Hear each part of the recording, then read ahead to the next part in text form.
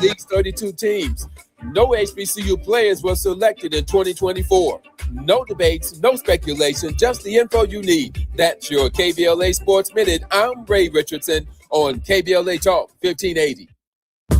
Hi, I'm Zoe Williams, host of The Voice of Reason, weeknights at 7 p.m. here on KBLA Talk 1580, with a personal invitation for you to join me and Insight.me as we present The Healing Box, live at Inglewood's world-famous Miracle Theater, Saturday evening, May 23rd at 7 p.m. Look, I understand. Your attachment style has been running your life like a rogue algorithm, and nobody has had the courage to press pause. Until now, Dr. Bakoya McCall and yours truly are curating a night where clinicians, spiritualists, and an all-star panel of Black woman healers like Dr. Shalonda Sunshine Crawford, Dr. Jashana Johnson, and spiritualist Precious McGill will join some amazing spoken word artists and the legendary comedian Louis Dix to diagnose, disrupt, and heal your relational wreckage in real time. Listen, bring your trauma. As a matter of fact, bring your baby mama. No, bring your testimony. And if you're still texting your ex at 2 a.m., baby, you're not just invited, you're the target demo. Tickets are moving fast, so grab yours at themiracleinglewood.com before your dating history gets flagged as a pre-existing condition. That's themiracleinglewood.com. We'll see you there Saturday, May 23rd at 7 p.m.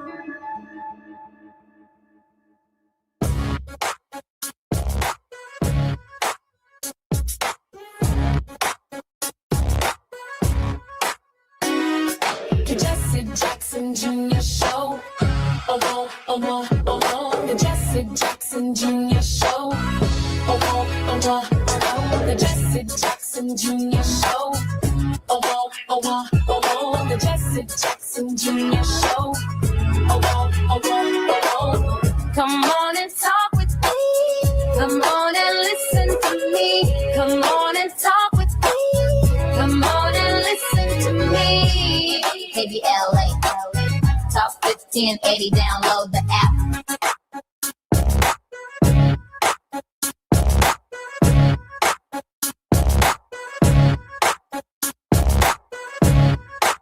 It's Moving Mountain Monday on the Jesse Jackson Jr. Show, and that means that we are in Mr. Prince's classroom right here at KBLA Talk 1580. Ernest Krim is an Emmy-nominated producer, public teacher, anti-racist educator, and hate crime victor who uses Black historical narratives to empower and educate through a culturally equitable lens. Mr. Krim, a South Side of Chicago native and University of Illinois Urbana-Champaign graduate, is a former high school history teacher of 12 years who now also advocates for social justice issues and teaches Black history to the world through social media with a platform that reaches roughly 4 million people each month. Ernest, welcome forward to the Jesse Jackson Jr. Show.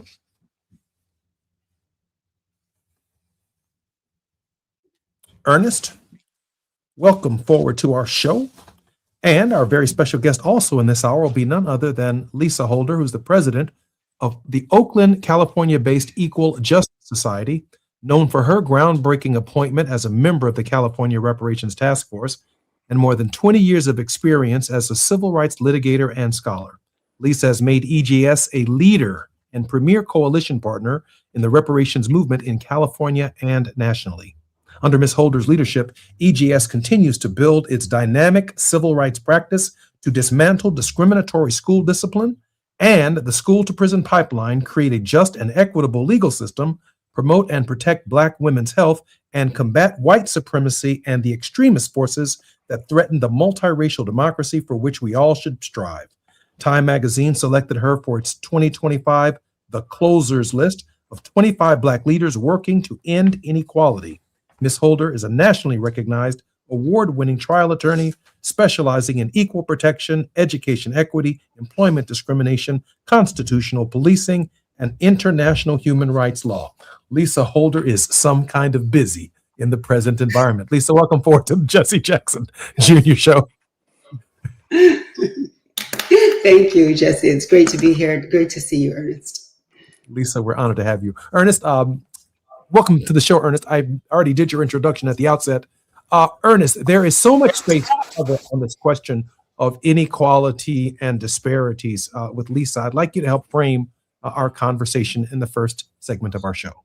Ernest? Yeah, for sure. Thanks again, Jesse, for having us. And thank you, Lisa, for being here. Ironically, Lisa and I met while both doing this work. So I was actually at a Black Hair Festival in Atlanta. I was speaking and I was selling some books afterwards. Came across a judge, Judge Stephanie Jones, and she told me about a court case that was seeking to essentially get reparations for Black women who had been victim of hair straightener chemicals and were getting cancer because of these hair companies' ingredients. And we basically made some content to raise awareness so that Black women would understand that they were entitled to restorative justice in this. And through that relationship, I met Lisa and I found out about the amazing work that she's doing, the amazing work that EJS is doing. And when I tell you that, I'm just, I think for me, it's an honor to be in her circle and to also be on the advisory board for EJS. There's so much work that has to be done. And I think this for me is encouraging because it lets us know that there are so many people behind the scenes that aren't seeking the spotlight, that are doing everything they can. And even beyond that, I then found out that she is also, of course, on the committee for reparations in California. So this is someone who should be on everyone's radar across the country, but especially if you are in California. Lisa, we have about 2 minutes before we come forward, which is when we begin our first break. But I did want to ask you this question going into the break, and that is this. When we see this administration taking on organizations like the Southern Poverty Law Center, and we see it, by definition, probably heading in your general direction, can you share with us before we come forward what your thoughts are generally on the climate under which you do this work? Number one, again, Jesse, thank you for having me on the show. Ernest, thank you for your gracious comments. We feel so lucky to have you and all of your brilliance around communications and historical narratives to help us tell the story of disparity in America at EJS. This is, just to answer your first question about disparity, it's unevenness, it's inequality. And in America, that is a historical construct, right? That's coming back from 1619 and even well before that, arguably 1492. But it is a historical process that has had many iterations, and we see disparities in this moment that can be borne out through statistics, which are quite horrifying. But they show us primarily that there is a racial pathology in America. It's well over 400 years. And the legacy of slavery, of Jim Crow, of post-civil rights apartheid, it continues in this moment. And it is borne out through the disparities that we see in outcomes, especially for Black and Indigenous people in this country. There's no question. I tend to be very, very positive and clear-eyed and always proactive, but this is definitely, these are challenging times, right? And I sometimes have to take I have to do a stress test, because I'm like, oh, is this just like how it always is? And maybe because it's my generation going through it, I'm lacking perspective. But the fact is, I talk to many of my mentors from previous generations, and some of these folks are civil rights icons, and they tell me, no, this is different. Lisa, I'm Jesse Jackson Jr., listening to the Jesse Jackson Jr. Show. You're in Mr. Krim's classroom. When we come forward, our longest segment with attorney Lisa Holder, the head of the Equal Justice Society. We've got a lot to talk about. More when we come forward right here on KBLA Talk 1580. It's afternoon drive time with Jesse Jackson Jr. Only on KBLA Talk 1580.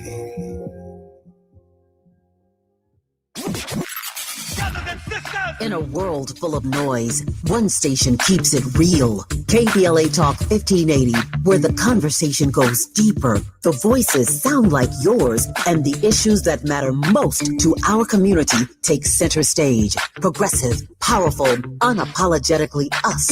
Whether you're driving through the city or tuning in from your home or office, join the public square. KBLA Talk 1580, your home for talk that enlightens, encourages, and empowers. Listen live on our free KBLA 1580 app, on our website at KBLA1580.com, or on your radio dial at 1580 AM. Unapologetically progressive. Hi, I'm Zoe Williams, host of The Voice of Reason, weeknights at 7 p.m. here on KBLA Talk 1580, with a personal invitation for you to join me and Insight.me as we present The Healing Box, live at Inglewood's world-famous Miracle Theater, Saturday evening, May 23rd at 7 p.m. Look, I understand your attachment style has been running your life like a rogue algorithm, and nobody has had the courage to press pause. Until now, Dr. Pakoya McCall and yours truly are curating a night where clinicians, spiritualists, and an all-star panel of Black woman healers like Dr. Shalonda Sunshine Crawford, Dr. Jashana Johnson, and spiritualist Precious McGill will join some amazing spoken word artists and the legendary comedian Louis Dix to diagnose, disrupt, and heal your relational wreckage in real time.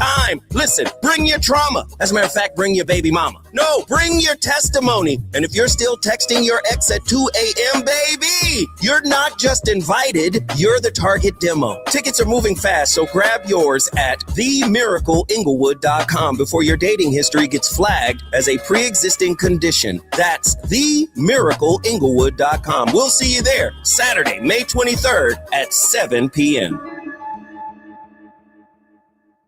Are you drowning in IRS tax debt? Angela was. She called Civic Tax Relief and saved over $80,000. Felicia was having health problems, got behind on her taxes, interest and penalties were adding up. She called Civic Tax Relief and saved over $15,000. Civic Tax Relief is a professional tax negotiation firm that can protect you from the IRS. If you're getting collection letters, call Civic Tax Relief for a free consultation. They will go to work helping you discover all the relief programs you may qualify for free. James owed the IRS $37,000. Civic Tax Relief represented him against the IRS, and by the time everything was completed, he did not owe the IRS anything. If you are in trouble with the IRS, call Civic Tax Relief for your free consultation now. 800-200-2257. 800-200-2257. Get a free consultation and real tax relief. Call 800-200-2257. 800-200-2257. The joint will be jumping.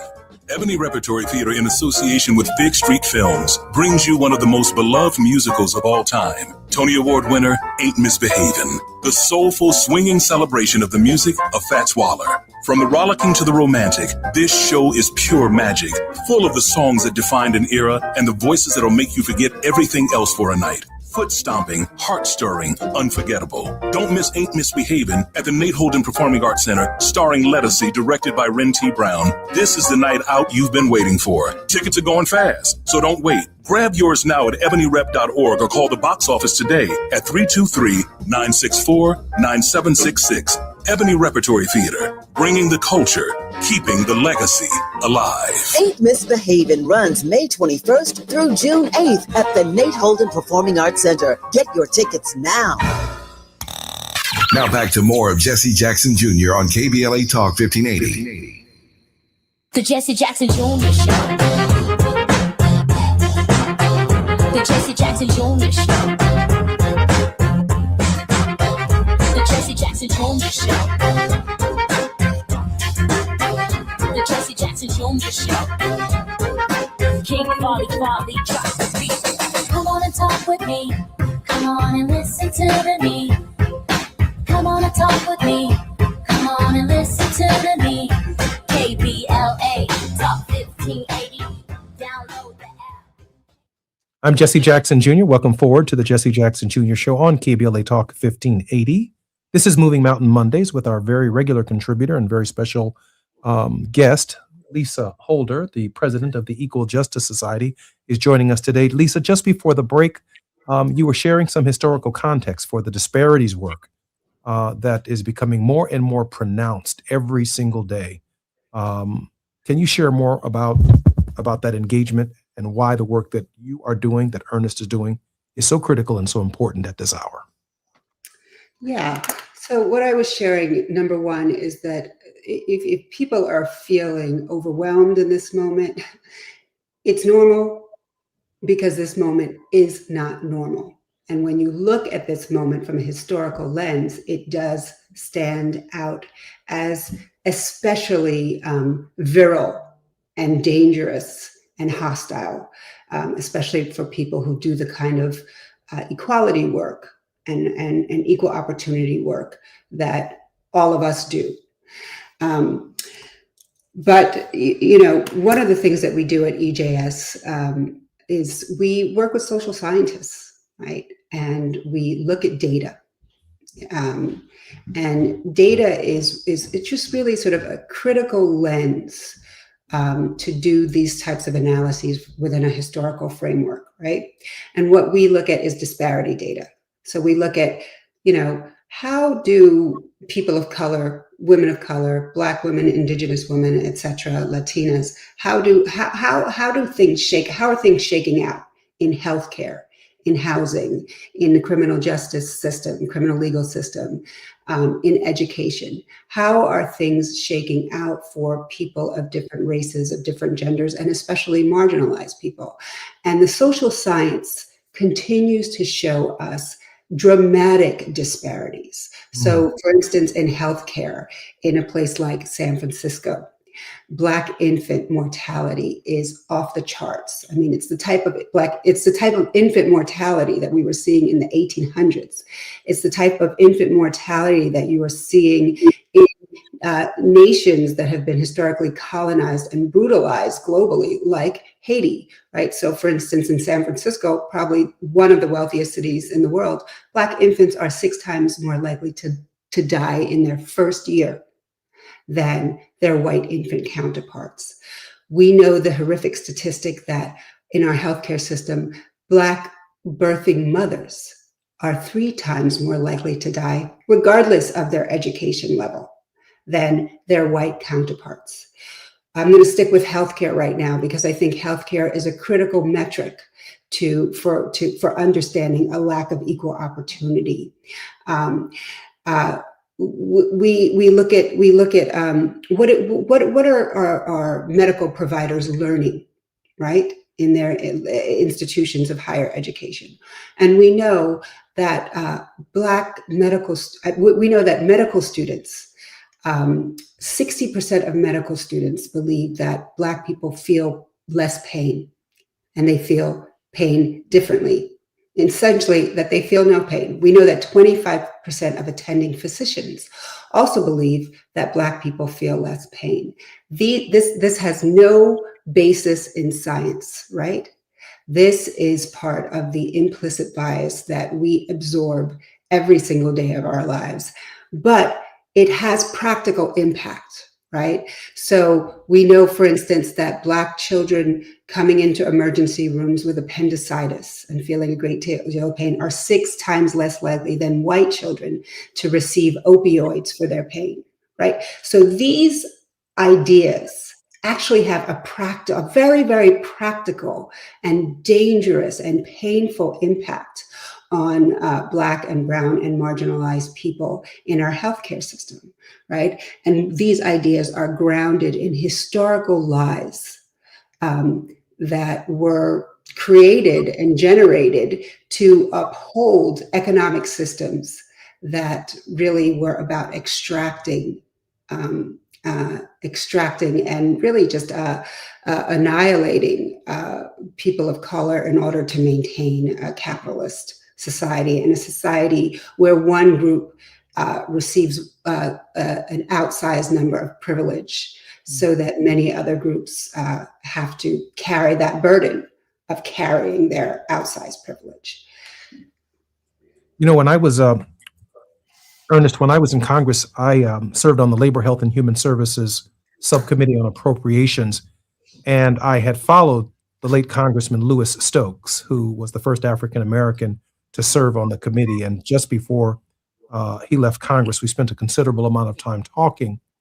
And one of the things I appreciate about what Ms. Holder is suggesting is that at that time, Congress was data-driven, which means it was very difficult to appropriate money to address some of these very substantive disparity-related problems unless we had the data.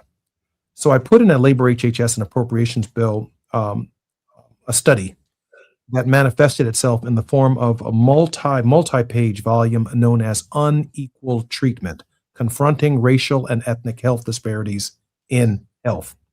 It would later lead to the promotion and the creation of the Office on Minority Health at the NIH. It would then later lead to the National Institute Against Domestic Health Disparities at the CDC and before the National Institutes of Health, to give them the same standing.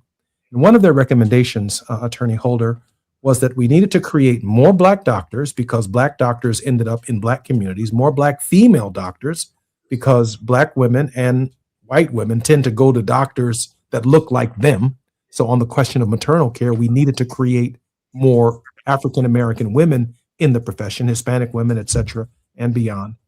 And I'm wondering, and I guess I'm asking this of both Ernest and to you, Attorney Holder, is this environment seems to not be data-driven.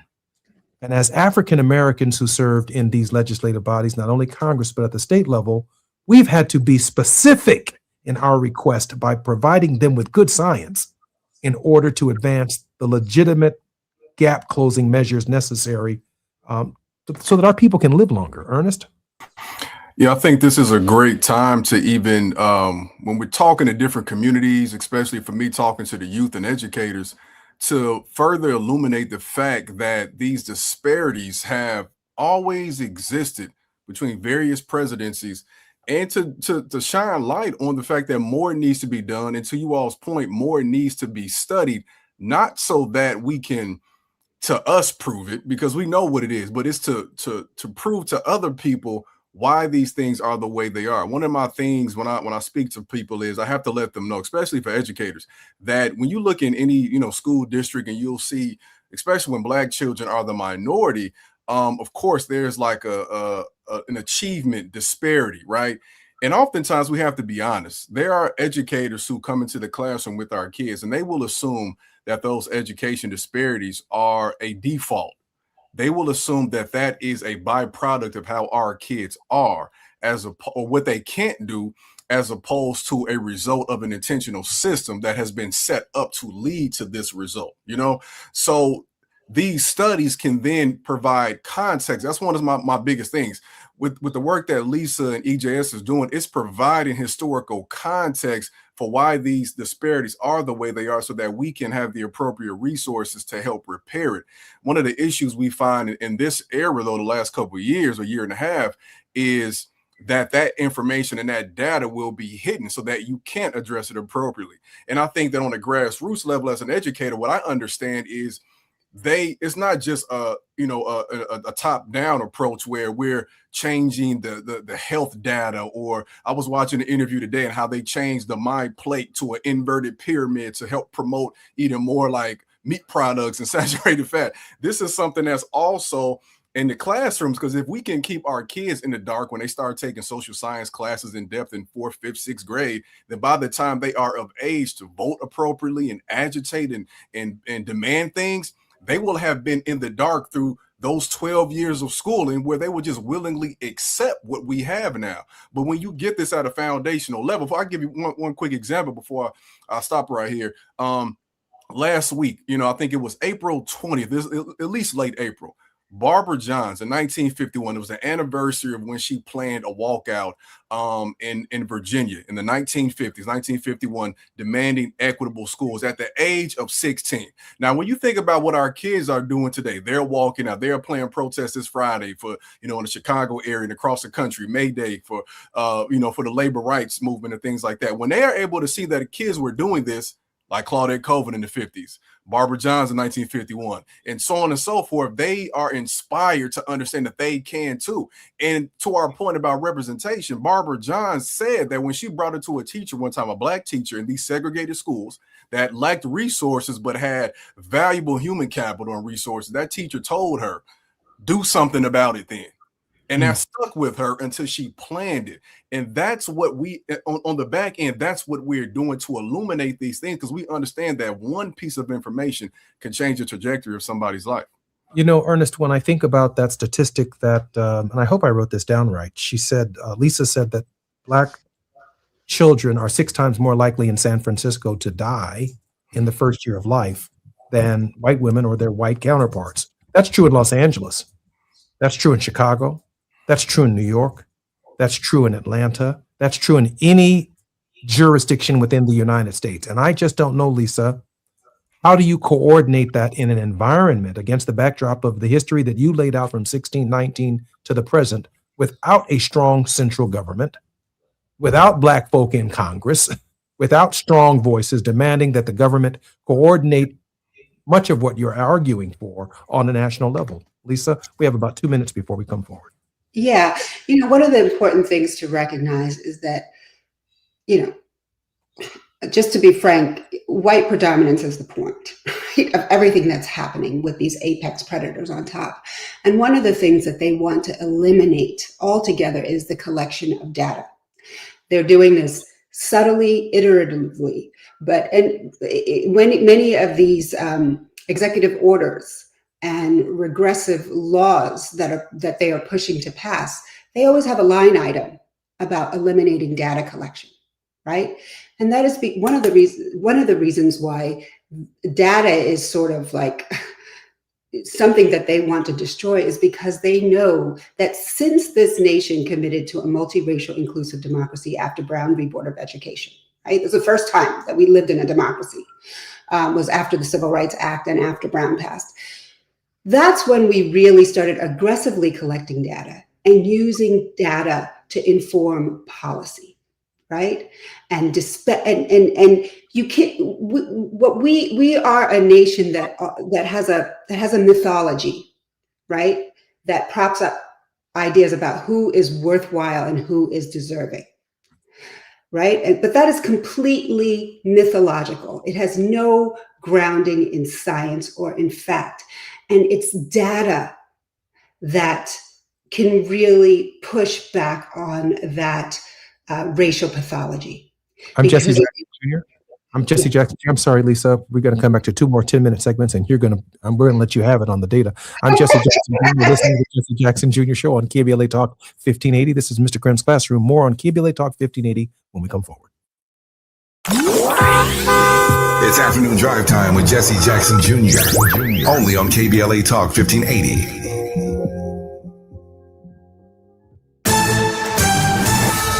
I'm Amber Payton with BIN News Now.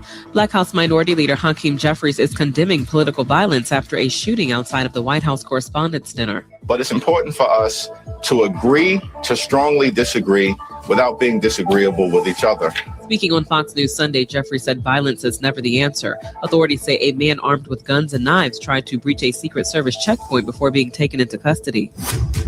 Virginia Commonwealth University is creating a memorial after human remains were found in a well on its medical campus. DNA testing shows the remains mainly belong to people of African descent, likely stolen from graves in the 1800s and used by medical students. And rap artist James Broadnax has lost his final appeal and is set to be executed this week for killing 2 men outside of a North Texas music studio. His case has drawn attention from T.I. and other artists who argue prosecutors unfairly used his rap lyrics against him. Get BIN News Now on demand 24/7 on the iHeartRadio app. Recall 67A mobile appointments are now available in your area. We come to you quick, easy, and under an hour. Complete the recall to get $500 plus a warranty worth thousands. Schedule today at CummonsRecall.com. This is the KBLA Sports Minute with Ray Richardson. The Lakers hope they got one of the sloppiest performances of the season out of their system. In the Lakers' 115-96 loss at Houston Sunday night, they committed 23 turnovers that resulted in 30 points for the Rockets.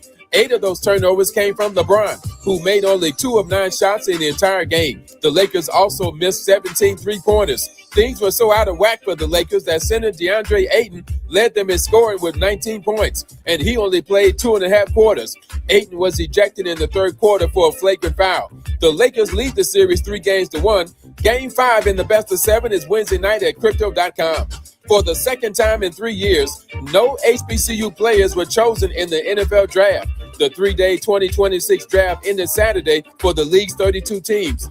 No HBCU players were selected in 2024. No debates, no speculation, just the info you need. That's your KBLA Sports Minute. I'm Ray Richardson on KBLA Talk 1580. I need a little ranch, step to the ranch. There's a new flavor in town, the Jalapeno Ranch Club at Chick-fil-A. With that juicy Chick-fil-A original spicy or grilled chicken, a buttermilk ranch bun, candied bacon, pepper jack cheese, and jalapeno ranch sauce. It's got big ranch vibes with a little heat.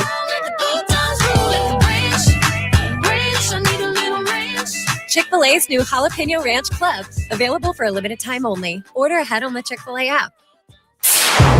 We don't do ordinary. This is KBLA Talk 1580. We've got a lot to talk about. I'm Reverend Gerald, the life coach. Is someone you love struggling with addiction and mental illness? Is improving your family's health important? Want to leave a legacy that your family can grow? Are you ready to enhance your perception of life experiences? Then wake up weekends at 7 a.m. with Urban Family Focus and get the wisdom, opportunity, resources, and motivation to live your best life. Join the conversation on Urban Family Focus Saturday and Sunday at 7 a.m. Unapologetically progressive. KBLA Talk 1580. We've got your black. Lots of places can expose you to identity theft. Oh no.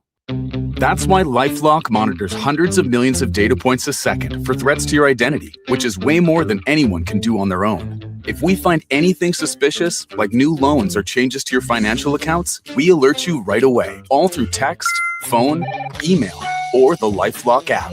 Get the alerts that could make all the difference. Save up to 40% your first year with promo code NEWS at LifeLock.com. Terms apply. There's a lot of uncertainty in the world right now. Things are changing fast and no one knows what comes next. Times like these make you realize just how important it is to be prepared. That's where My Patriot Supply comes in. They're America's #1 most trusted resource for survival food, solar power, water filtration systems, and more. Go to preparewithamerica.com to unlock a special offer that'll help you get ready for whatever comes our way. Go to preparewithamerica.com To see the special offer right now, that's preparewithamerica.com. The joint will be jumping.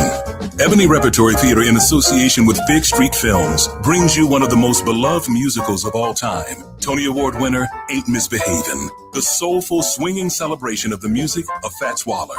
From the rollicking to the romantic, this show is pure magic, full of the songs that defined an era and the voices that'll make you forget everything else for a night. Foot stomping, heart stirring, unforgettable. Don't miss Ain't Misbehavin' at the Nate Holden Performing Arts Center, starring Lettucey, directed by Ren T. Brown. This is the night out you've been waiting for. Tickets are going fast, so don't wait. Grab yours now at ebonyrep.org or call the box office today at 323-964-9766. Ebony Repertory Theater, bringing the culture, keeping the legacy alive. Ain't Misbehavin' runs May 21st through June 8th at the Nate Holden Performing Arts Center. Get your tickets now. You're listening to Jesse Jackson Jr. on KBLA Talk 1580. The Jesse Jackson Jr. Show. The Jesse Jackson Jr. Show. The Jesse Jackson Jr. Show. The Jesse Jackson Jr. Show. King Wally drops the beat. Come on and talk with me. Come on and listen to me. Come on and talk with me. Come on and listen to me. KBLA Talk 1580. I'm Jesse Jackson Jr. Welcome forward to the Jesse Jackson Jr. Show. In the next hour, Dr. Donna Adams Pickett, MD, along with award-winning media and healthcare strategist and consultant John Diggles, are joining me. We're talking about maternal care for African-American women, and we're touching upon some of the subject right here in this hour. This is Moving Mountain Mondays on the Jesse Jackson Jr. Show, where our regular contributor, Ernest Krim, is our professor in residence. He has created content for companies such as HBO, Hulu, Disney, Paramount, and the History Channel. Additionally, he is the CEO of Krim's Cultural Consulting, LLC, an international speaker who has spoken at Harvard University, the University of Chicago, Microsoft, Colin Kaepernick's Know Your Rights, and audiences in the UK and Canada. Ernest, welcome forward to the Jesse Jackson Jr. Show. Thanks again for having me, brother. And I am particularly honored that attorney Lisa Holder, the president of the Equal Justice Society, known for her groundbreaking appointment as a member of the California Reparations Task Force and more than 20 years of experience as a civil rights litigator and scholar, Lisa has made EJS a leader and premier coalition partner in the reparations movement in California and nationally. Under Ms. Holder's leadership, EJS continues to build its dynamic civil rights practice to dismantle discriminatory school discipline and school-to-prison pipeline to create a just and equitable legal system for all. Time magazine selected her for its 2025's The Closers list of 25 Black leaders working to end inequality. Ms. Holder, welcome forward to the Jesse Jackson Jr. Show. Thank you so much. Ms. Holder, I've been on both sides of this conversation, some on the reparation side. I've written a book, A More Perfect Union, where I've dealt with this issue of reparations, and I'm 61 years old, so I know that I'm probably a little bit older than Ernest and you. So I've been in the reparations conversation, but when I got to the legislature, I got the side eye from Democrats and Republicans when I said we need repair for damages done based on our history, and had to move into the general area of the data collection that you were talking about just before the break. And I'd really like you to take your time here, Lisa, because when they remove the data from us, it becomes very difficult to argue emotionally for what is right when the statistics themselves present legislative bodies, presidents, governors with the information that they need, including the private sector, to make the investment in communities to help save lives. Lisa Holder. Yeah. Look, in our communities, data drives not only policy, but it also drives healing, right? It drives policy because you can basically push back on this lie that Black, Brown, Indigenous people are in the situation that they're in, or they have less prosperity because they're lazy, because they lack industry, because they're prone to criminality, because they're not as smart, right? And that's the 400-year-old narrative. That's the lie that Dr. King talked about. And it is our job to always push back on the lie, remind people, no, we do not live in a colorblind society where where the field is level. We have got to be the levelers of the field, and we use the data to create policy that will now level the playing field and begin to reverse all the damage that has been done over 400 years. When we do not have that data, litigators like myself cannot go into a courtroom or into a court of appeals and explain to a judge why a premier multinational institution is biased, right? Is biased against Black men or Black women, right? Because we don't have the data. Mm-hmm. Therefore, we don't have a case. We cannot go in front of the legislature and say, you need to create these statutes that will create more equitable education because Black children are 7 times more likely to be pushed out, to be expelled for doing the same things that their white counterparts do. We cannot do that with the legislature because we do not have the data, right? And so the point, right, in order to preserve this myth, in order to preserve this racist rhetoric, in order to preserve this narrative about white predominance, they need to eliminate data collection, right? They need to eliminate data collection, and that is always what drives regressive policy, segregationist policy. Get rid of the data so that they don't have any argument to actually change the policies that are systematically biased and that are driving and replicating discrimination for generations. So what do we do? We handle it in 2 ways. I'm going to show you. This is what data looks like. All right. Wow. This is the 1,100-page California Reparations Task Force report. Right? This report, I call it the Book of Truth. It represents 2 years of work. It represents 2 years of talking to over 10,000 Black Californians.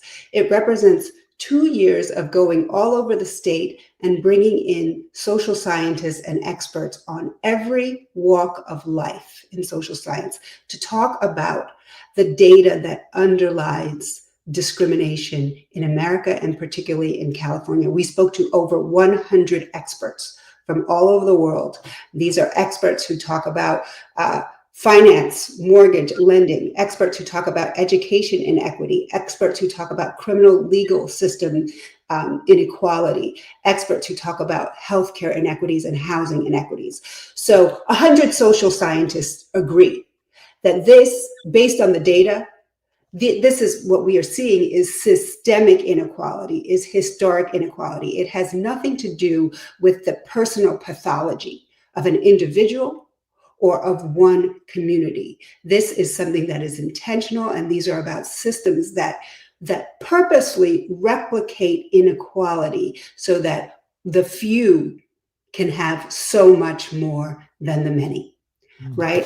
And so you have got to continue to push to collect the data, to put together task force commissions that can,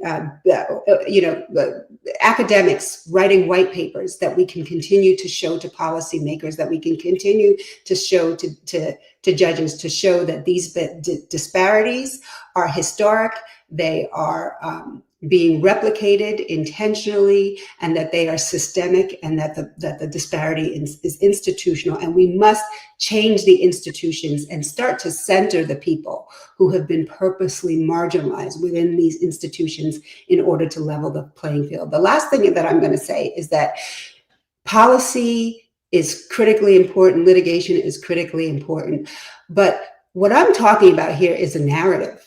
A 400-year-old racial pathology that is grounded in a narrative that says that one group is better than the other group. So there has to be tremendous amount of narrative change work. What we do at the Equal Justice Society to change the narrative, right? To stop the gaslighting, to reverse the lie and start to tell the truth. We work with artists. in order to do that. We work with painters. We work with jazz artists. We work with dancers to tell a different story of America, right? And a story that centers marginalized people who actually have contributed greatly to the fabric of America. Through art, that's like an emotional conduit, right? So to the people who seem unpersuadable, you might actually be able to persuade them with an artistic vision that is multicultural and that is egalitarian, because it taps into emotions and it changes hearts and minds in a very different way. And we dedicate a lot of our programming, especially our Juneteenth programming, to working with artists to tell the multiracial story of America, and why, if you have a choice between white supremacy and multiracial democracy, the choice is clear. There's only one way to go in order for us to thrive and heal as a people. When we come forward, I'm going to ask Attorney Lisa Holder the ways in which we can support our organization, including how we can get in touch with her website. And Ernest, I have a question for you about the Clark studies, pulling that data together for Brown versus the Board of Education with those dolls. I'm Jesse Jackson Jr., listening to the Jesse Jackson Jr. Show on KBLA Talk 1580. Our very special guest is Lisa Holder. She's in the classroom with Ernest Cribb. More when we come forward on KBLA Talk 1580. While you're stuck in traffic, we can at least bring you up to speed on the news of the day. You're listening to Jesse Jackson Jr. only on KBLA Talk 1580.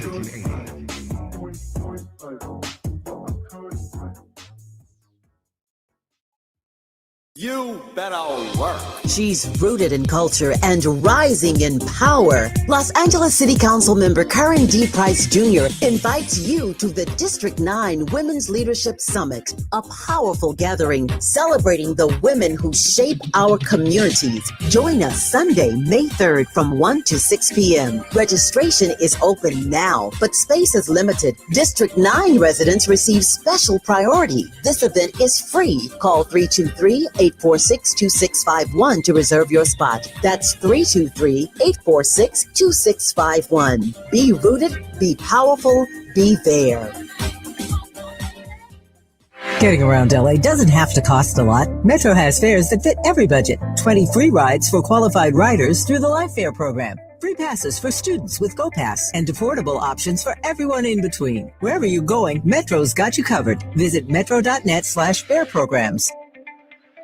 Hi, I'm Fred Martin, founder of Compton Kids Club. I just want to talk about the authenticity and tell y'all about my homeboy, Tom Steyer. Tom is a rock star. When I met him, Tom gave a grant to schools in San Francisco. All the kids were on probation. We were flying instructors for 2 years to come and help those kids doing performing arts and turning their life around. Some of the kids that he supported, they've graduated from UCLA. Let's fast forward. Tom is in schools in Compton, hanging out with the kids in the piano classes. Brother Tom Steyer hangs out in the studio with us. These are the seeds that he's planted. This has nothing to do with elections. What's coming out of his mouth is not a campaign speech. It's authentic. And when he say he walks away from a business because he want to do his values, he ain't making that up because he's running for governor. This man is real. Ad paid for by Steyer for Governor 2026. In a world full of noise, one station keeps it real. KBLA Talk 1580, where the conversation goes deeper, the voices sound like yours, and the issues that matter most to our community take center stage. Progressive, powerful, unapologetically us. Whether you're driving through the city or tuning in from your home or office, join the public square. KBLA Talk 1580. Your home for talk that enlightens, encourages, and empowers. Listen live on our free KBLA 1580 app, on our website at KBLA1580.com, or on your radio dial at 1580 AM. Unapologetically progressive. Every morning, we rise and shine, make breakfast, and brush away the night's rest. These routines help us start the day off right. Nature-Made vitamins are a simple step in that daily care regimen. Multivitamins with daily essentials, clinically studied probiotics for gut health support, magnesium to help relax the body.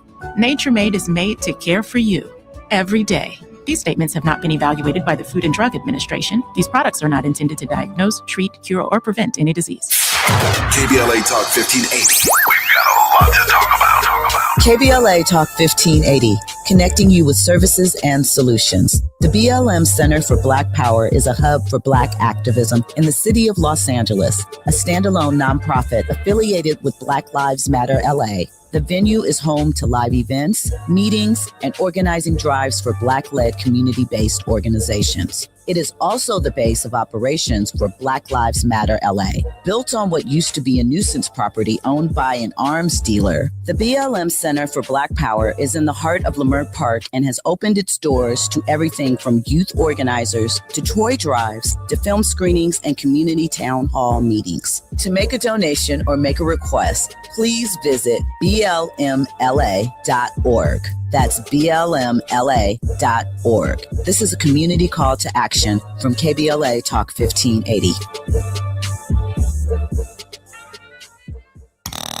Now back to more of Jesse Jackson Jr. on KBLA Talk 1580.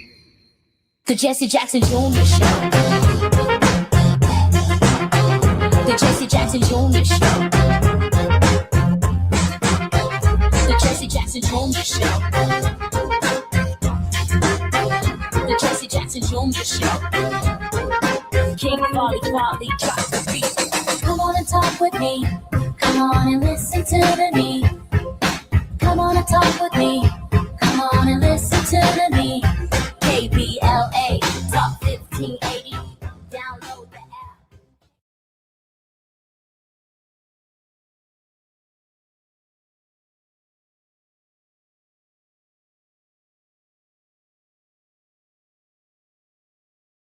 So on KBLA Talk 1580, we are in Ernest Krim's classroom, and our very special guest is none other than Lisa Holder. Lisa Holder is the president of the Equal Justice Society and a leader in the reparations movement in California and nationally. Lisa, let me ask you a question. How can we support the Equal Justice Society?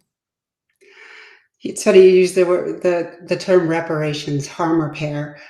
Reparations is about repairing the nation, right, of this 400-year-old pathology. That's what it is. It's not something that's it's about breaking us up as a society. It's about uniting us as a society and paving the way for true reconciliation and healing across the board.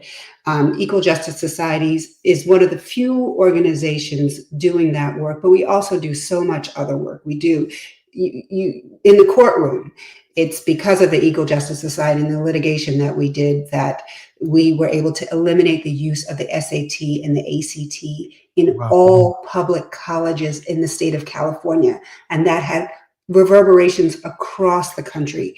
It's because of Equal Justice Society and the work that we did with the legislature and the Legislative Black Caucus that now all healthcare workers in the state of California have to take implicit bias courses in order to work with patients.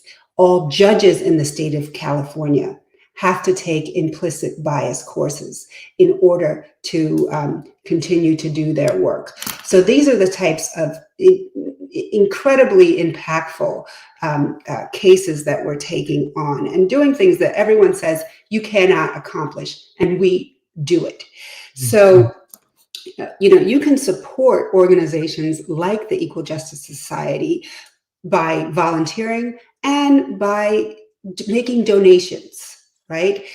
We see the attacks on the civil rights infrastructure, on the ecosystem of nonprofits that allow for people, regular people, to have a voice beyond just voting.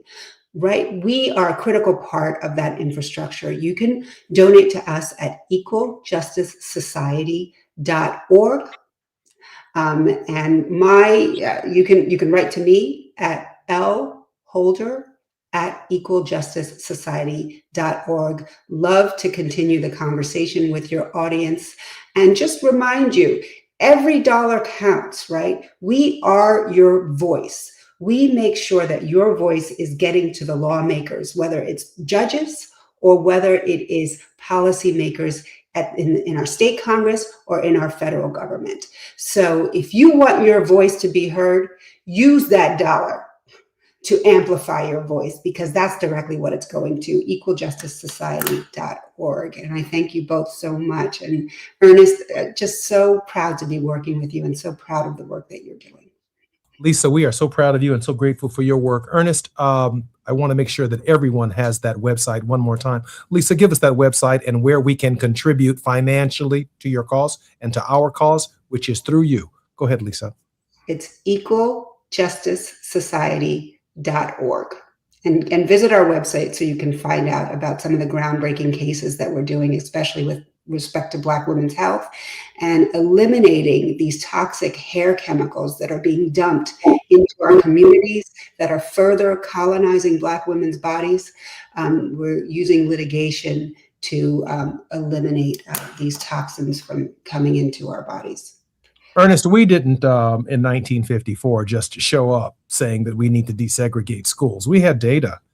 Data that showed that schools on that side of town were doing better than schools on our side of town. They had different teachers, different instructions, different qualifications, different facilities, et cetera, et cetera, et cetera. And then the Clark family shows up with the data, the doll test, and little Black kids picking little white dolls, saying that they are prettier or more attractive or more handsome, more thoughtful, more thinking, and that they didn't want to have anything to do with the Black doll, was deeply, deeply troubling in terms of our psychology. I heard today from our very special guest, Lisa Holder, that the data does matter. Ernest, we have about three and a half minutes before we come forward.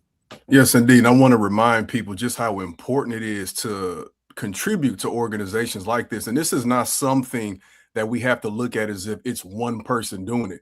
When we think even back to the 40s, 50s, and 60s, our organizations, our people were funded primarily by our people. You know, our churches are funded by our community. So we can do this, especially when we consider that what our tax money is being used for in such a nefarious way. We can allocate that money. We can get together as a community, especially in California. If you're able to see how far organizations like EJS has gotten us, we can only continue to go there by supporting them financially, making sure they can continue to do this work. When we think about the doll test, I think a couple of things that stand out to me about this historically is when they even had to show these kids the test. We talk about data, right? Like they had to paint these dolls with brown skin, for example, because there weren't even enough dolls available that looked like us to show these kids, right? You also have to consider the fact that when we look at this, I think it's important to say, well, these kids were looking at Black dolls in an inferior fashion. They say because of segregation, but I think we have to also look at the fact that white children probably wouldn't have had the same conclusion. And it's because not that we were maybe viewing ourselves in such an inferior fashion, but the fact that we saw that white folks had better resources than us. And when our kids aren't able to have that information, especially early on, they can begin to internalize that condition and say, maybe it's because of who I am and how I look. And then we have to also consider the broader implications of, like Lisa said, the narratives that exist in our society. That was an important pillar of the Brown v. Board decision. So also Barbara Johns, which I talked about previously, the fact that they did not have cafeterias. They were in it's essentially like essentially in these mobile home type units with tar paper set up, and it would rain while they were in the middle of class. All of this matters. So we think about that happened in 1951, the Clark experiment in the 40s. Everything we do today can lead to something greater in our fight for justice. And to let you know how important this type of work still is today, there are several studies. There's various research out there that shows that even today, educators of all backgrounds, when they are tasked with looking at children of various backgrounds, Black, white, Latino, Black boys, Black girls, if they are told to identify the kids who they think are about to cause a problem, or just in a neutral setting to identify the kids while they're playing, they are more prone to still look at our Black children without any evidence of any wrongdoing. Educators from all backgrounds, primarily are Black boys. So this is something that we still have to work through and consider and make sure that we are educating our kids on how these things can manifest and how we can counter it with the proper research and data. Our very special guest in this hour on Mr. Krim's Classroom on Moving Mountain Mondays has been Lisa Holder, the president and founder of the Equal Justice Society, a monumental figure in the reparations movement. Ms. Holder is nationally recognized award-winning trial attorney specializing in equal protection, education equity, employment discrimination, constitutional policing, and international human rights law. Lisa, thank you for being with us. Thank you so much for your work. I'm Jesse Jackson Jr. You've been listening to the Jesse Jackson Jr. Show on KBLA Talk 1580. More on maternal health and healthcare when we come forward.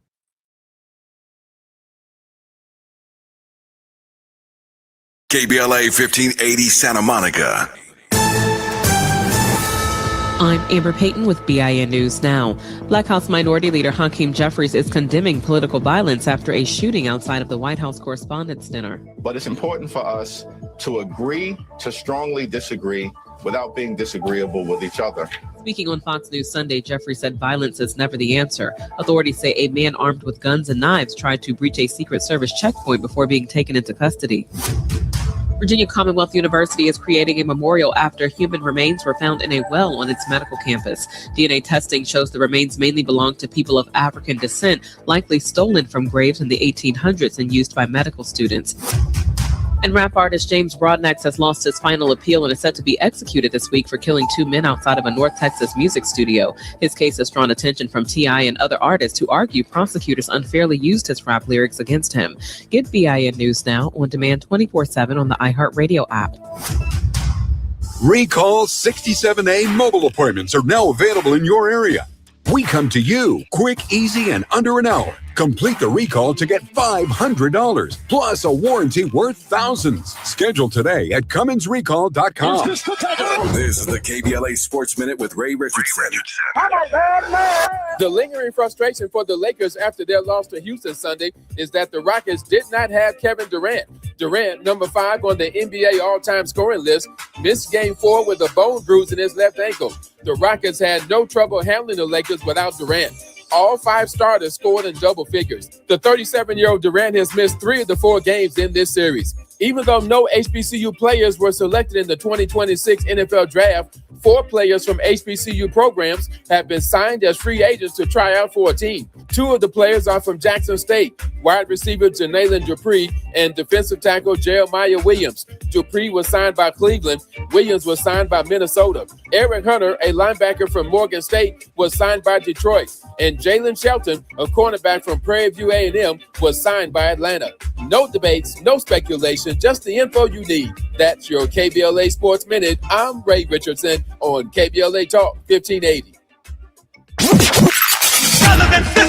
You have something to say, and we want to hear it. KBLA Talk 1580 is engagement radio, not outrage radio. A place where your hopes, your frustrations, and your ideas are welcome 24 hours a day, 7 days a week. Real talk, real people, real Los Angeles. KBLA Talk 1580, the station that sounds like the city looks. Tune in on your AM radio dial at 1580. Download our free KBLA 1580 app or listen live on our website at KBLA1580.com. Unapologetically progressive.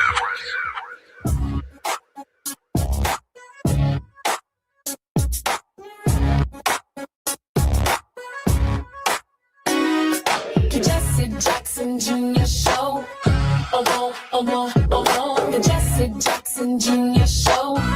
Oh, oh, oh, oh, the Jesse Jackson Jr. Show. Oh, oh, oh, oh, the Jesse Jackson Jr. Show. Oh, oh, oh, oh, come on and talk with me.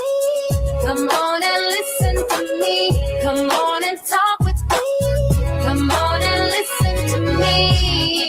KBLA Talk 1580. Download the app.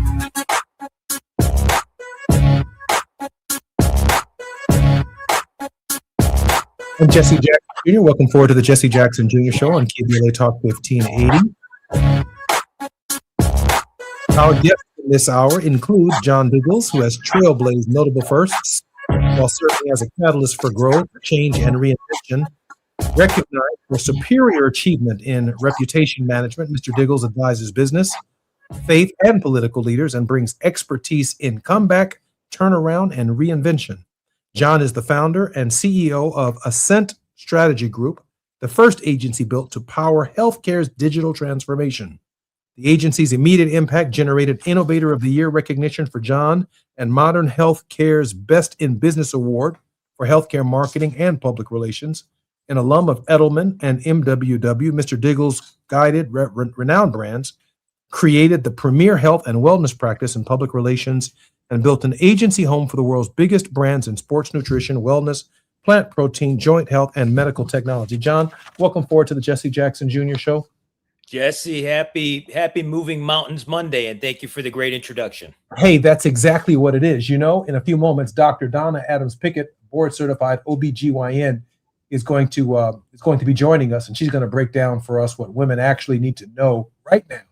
She can speak very clearly on accessibility issues and a number of other issues concerning maternal care. But just before she gets here, John, there's a lot going on in the world, and I know your capacity and your capabilities. Why don't we first start with the so-called assassination attempt on the life of the President of the United States? With you, I can cover a number of news issues very quickly. Yes. John? It was a really scary night. I knew a lot of people in that room, Jesse, and to see the texts and the messages going back and forth about how they felt hiding under tables. I mean, they literally went from digging into salad and burrata and tuxedos and gowns to diving under tables, and then watching, obviously, the way that played out. So I think there was a lot of confusion. I definitely think there is a real dialogue we must have about political violence in our country and how we must change and go to a more civil discourse. That's why I like what you're doing with your show. I really like the conversation you had last week with Tucker Carlson. It was substantive. It was challenging each other, but it was civil and it was productive. We need to have a lot more conversations like that. I know Tucker made me better. I sure hope I made him better over the course of that dialogue, and I'm very grateful for the opportunity to have done that. Hey, we got a few minutes before we come forward. I want to hang around this issue, though, which I know our producer will love, this idea that, and I've shared with you over and over and over again, that America is a theological experiment. It is a theological experiment. It is not just y'all come, y'all vote, let's do politics. It is a theological experiment that took place at least a decade and a half before the Declaration of Independence, and therefore another decade before the writing of the Constitution, where the architects themselves, now you talk about a treasure hunt, were looking for the authentic religion of Jesus of Nazareth. His religion, not Christianity, not what it became 2,026 years evolutionarily over time. They were looking for the religion of Jesus. And then they created this position with something in it they called the finger of God, that Jesus would be born to function in the lineage of David. Now, for me, John, while I have not fully finished building out all of the scholarship, it means that the leader of our nation is supposed to be a person of extraordinary character, really in discipleship of that spirit energy. But not just that. Our education system that would support such a leader would have to reflect that we are a people that have enough sense to vote on someone regardless of their political affiliations, but because in the moment of our need, whether it's healthcare, whether it's feeding children, whether it's voting, whether it's national defense, or whether it's planting seed on a farm, that this shepherd, if you will, would be so concerned about the American people.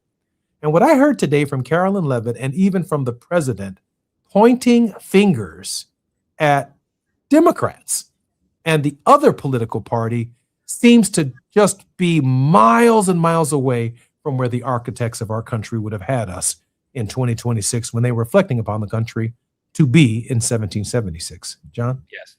I totally agree. Even pointing fingers at media for holding them accountable. And it goes right back to what you said. The founders wanted strong, principled leaders for us. Correct. And so many of them were. They made real sacrifices to create this experiment, to get our country started. And so many leaders across time have made those kinds of sacrifices. But you and I know that proper leadership begins with looking in the mirror and taking accountability for your own actions and setting the example. And too many times now, we have people that want to point fingers and blame before they look in the mirror and set the standard. Mm-hmm. You know, John, I don't see I see behind the words, man. I see spirit energy. You know, if I say I love you, there's one reaction. If I say I hate you, that's a different spirit energy. If I'm indifferent to you, that is yet an even different spirit energy. But the idea of love is an aggressive. It's not neutral. It's aggressive. It means I care about you. I want to be a part of you. I want to share the space with you. That matters. And so when I hear the president and this administration and some Democrats, no one is going to escape my critique here. Amen. With their vile language, with their gamesmanship language, it does not reflect the spirit of the words that they worked hard to put in the English language, from the Greek to the Latin to the French to the English, that ultimately ended up in our Constitution, so that those of us who understood English could understand just how important the mission of America is against the backdrop of human history and the world. In this hour, our very special guest who will be joining us in just a moment will be Dr. Donna Adams Pickett, board-certified OBGYN. We're going to be talking about healthcare, particularly maternal health, on KBLA Talk 1580 with John Diggles. More when we come forward. I'm Jesse Jackson Jr.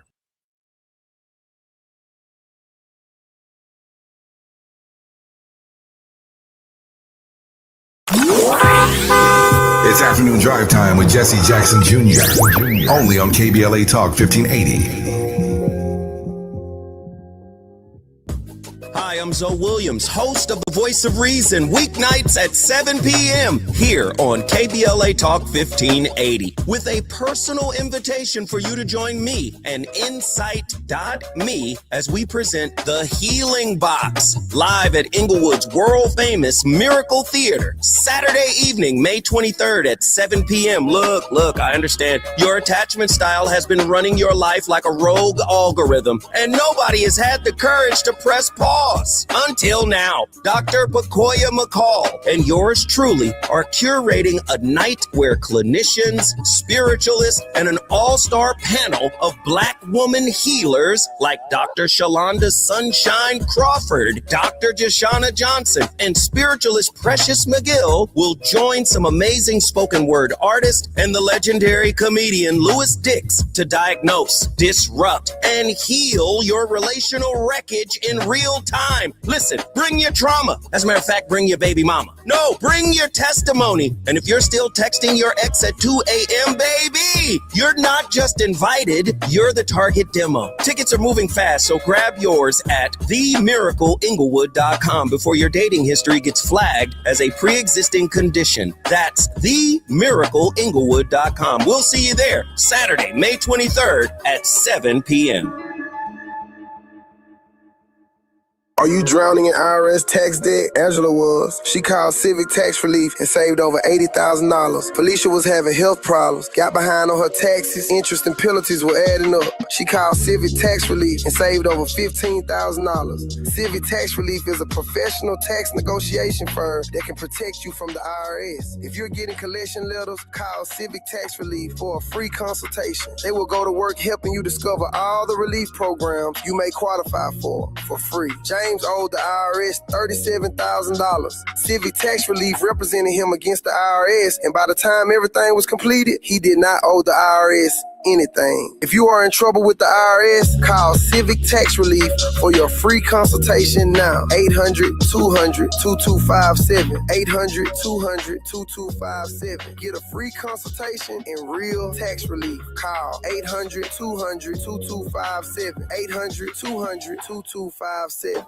The joint will be jumping.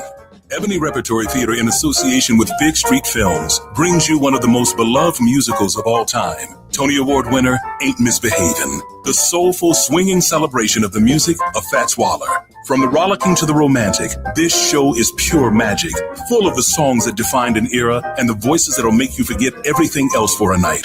foot stomping, heart stirring, unforgettable. Don't miss Ain't Misbehavin' at the Nate Holden Performing Arts Center, starring Lettucey, directed by Ren T. Brown. This is the night out you've been waiting for. Tickets are going fast, so don't wait. Grab yours now at ebonyrep.org or call the box office today at 323-964-9766. Ebony Repertory Theater, bringing the culture, keeping the legacy alive. Ain't Misbehavin' runs May 21st through June 8th at the Nate Holden Performing Arts Center. Get your tickets now. Now back to more of Jesse Jackson Jr. on KBLA Talk 1580. The Jesse Jackson Jr. Show. The Jesse Jackson Jr. Show. The Jesse Jackson Jr. Show.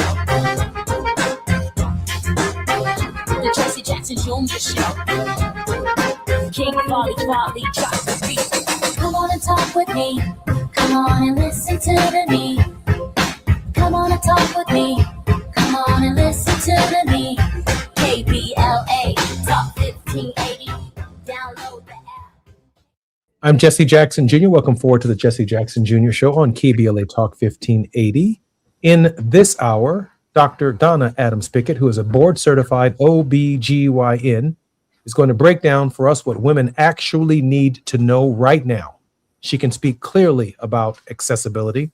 Dr. Adams Pickett specializes in culturally competent care and frequently addresses the gap between policy and patient experience. Her perspective aligns strongly with commitment to empowering women and with actionable health information. Dr. Adams Pickett, welcome forward to the Jesse Jackson Jr. Show. Hi, Jesse. Hi, John. Thank you for having me to be a part of this discussion. Doc, welcome back to the show. Listen, I got to be candid. I got to go right to the chase here because I had a wonderful guest who does a lot of social justice work in Lisa Holder with the Equal Justice Society in the previous hour. And maternal care, the kind of care that women need, particularly Black women need, is running up against the idea that I don't believe we can solve this problem one state at a time. Somehow this nation has been able to build a highway from Maine all the way to California and from Washington State all the way to Florida, putting a big X in the middle of the country. Somehow this nation has been able to figure out how to land a plane on hundreds of runways of the same length so that the planes that take off can also land safely at various runways across the country. After 911, we came up with a national standard for security. You can't even get a bottle of water on a plane in Augusta, Georgia, or in Chicago, or in New York, because we have one standard. Why is it when it comes to women's health, can we not have a national standard of equal high quality for all women? Why are we doing this one city, one county, one clinic at a time to guarantee what we already know, that half of the women in this nation obviously don't have equal high quality care? And if they did have it, we would be a stronger democracy, a stronger country, and build much stronger human beings if, in fact, women on these questions were treated with equality. Doc? The problem is intention, Jesse. There is not an intentional focus on women's health care.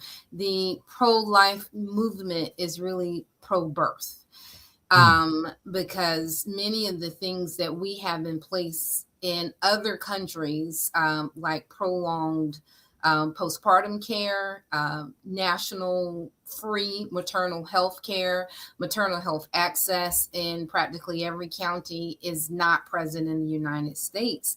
About a third of the women in the United States, or roughly 2.3 million women in the United States, lives in maternal health care deserts, because there has not been a priority on placing those people where they need to be. The health of women is just not considered important until we give birth. Well, Doc, I appreciate that. John, I'm going with Dr. Adams Pickett today on the structure of the problem. Why does a woman wake up in the wealthiest nation in the history of the world and even have to discuss these issues? Why are we still here, John? It's a shame. I mean, thank goodness we have a renowned doctor on. She hit it right on the head, Jesse. Before we broke here, you were talking about aggressive love and aggressive hate. And in between there is indifference. This issue has had aggressive indifference on it. There are so many political folks that run for office saying we're going to address it. And listen what the doctor just told us. A third of the country are maternal care deserts. That's rural areas and urban areas. The Black mortality rate for women having babies is 3-4 times greater than their white counterparts. That is unacceptable that we would have that crisis in our healthcare system. It's gone on for far too long. John and Dr. Adams-Pickett, I was attending a conference just 2 weeks ago where I saw all of the Democratic candidates, save for one or two who have not announced.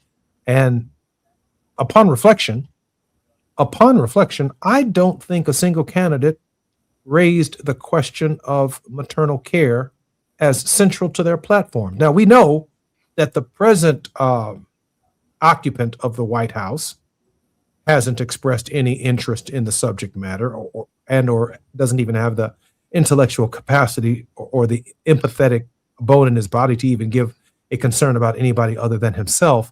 But I expect at least a little better out of a party that nominated a woman on at least 2 occasions to be its nominee. It just seems, Dr. Adams-Pickett, that the sensitivity has still not arrived in the political spaces necessary to take a catastrophic leap forward on this question. Right.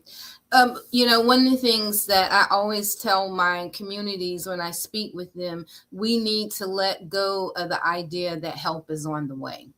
Help is not on the way. They've told us when we've seen year after year, we've been following this trajectory since about 2021. And while the overall maternal morbidity and mortality has improved for all other ethnicities, the gap has continued to widen for Black maternal health. And that is because, in my opinion, our communities are waiting for the power structure to recognize that importance.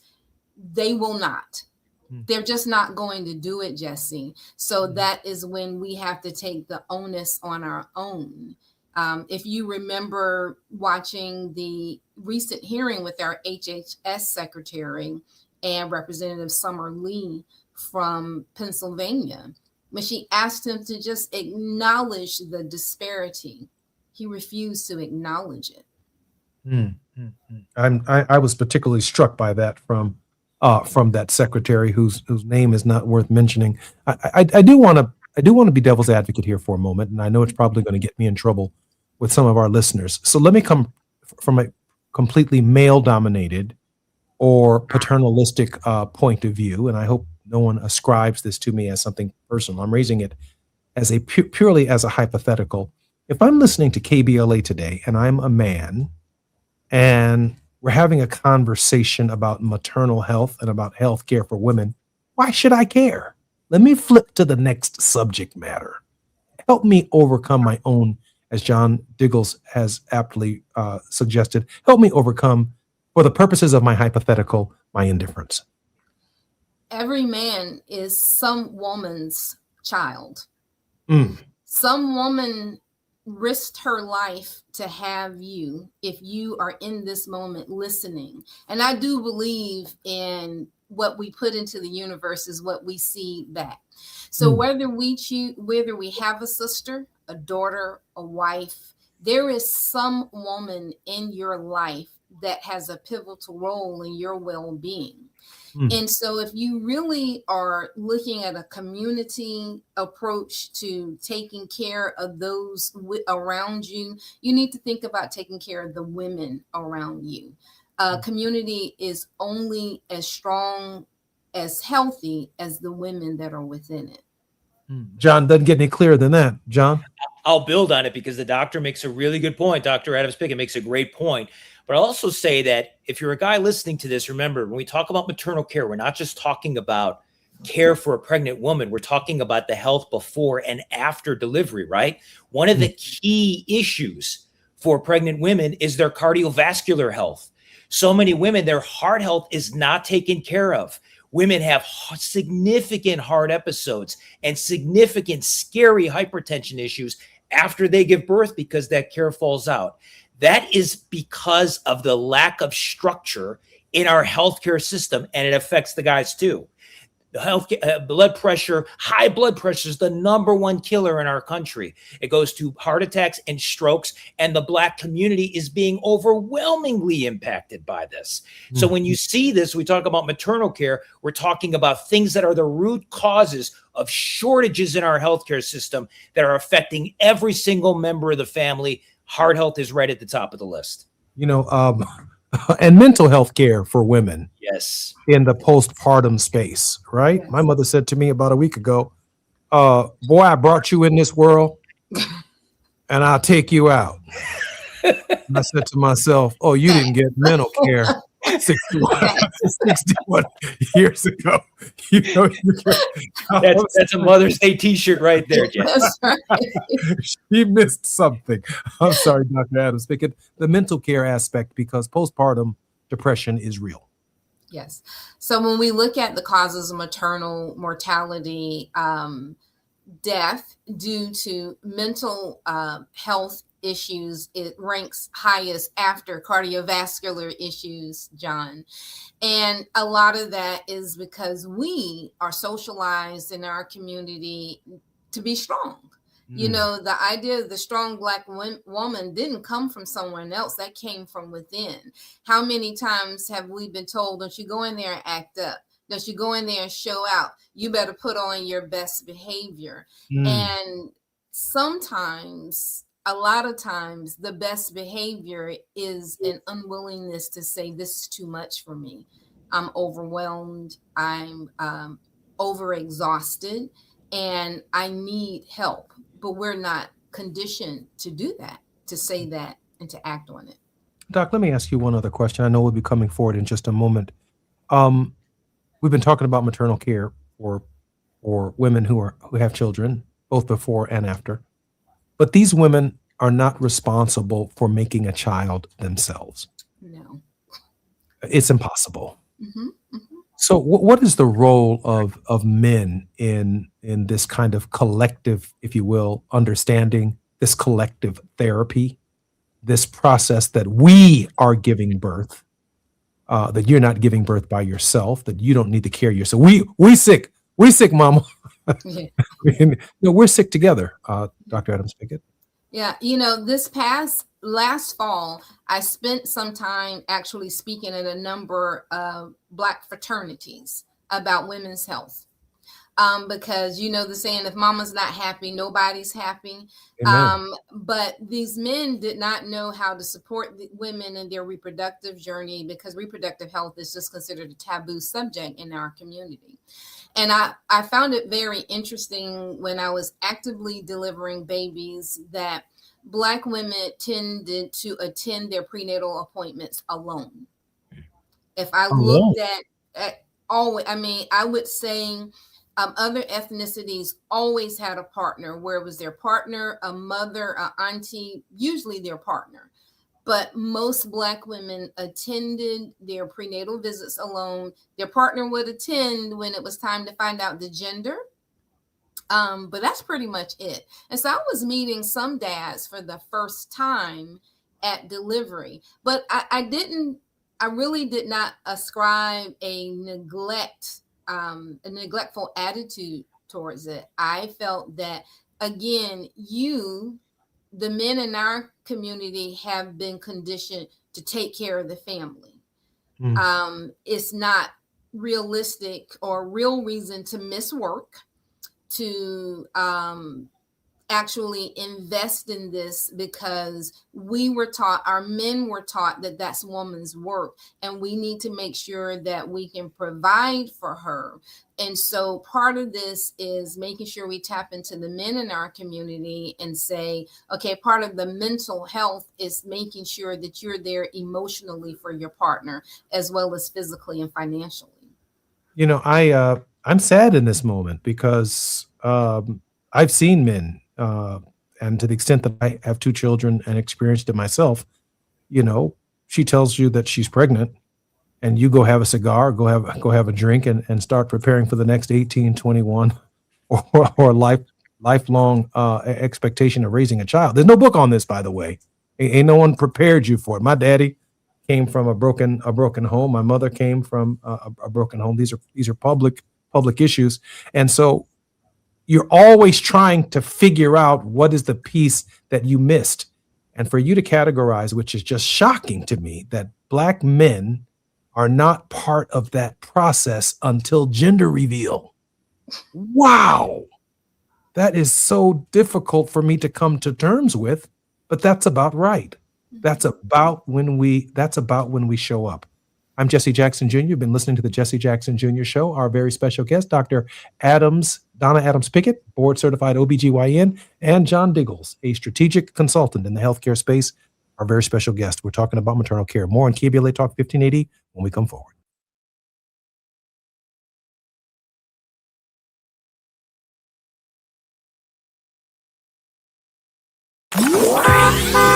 It's afternoon drive time with Jesse Jackson Jr. Only on KBLA Talk 1580.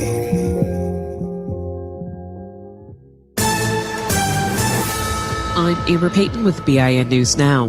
The White House may increase President Trump's security after Saturday's assassination attempt. White House Press Secretary Caroline Leavitt says White House Chief of Staff Susie Wiles is meeting with the Secret Service and Department of Homeland Security this week to review protection plans. There's no higher priority for the president and his staff than the president's safety. Leavitt says President Trump was pleased with the Secret Service response, but officials are looking at ways to tighten security at large events.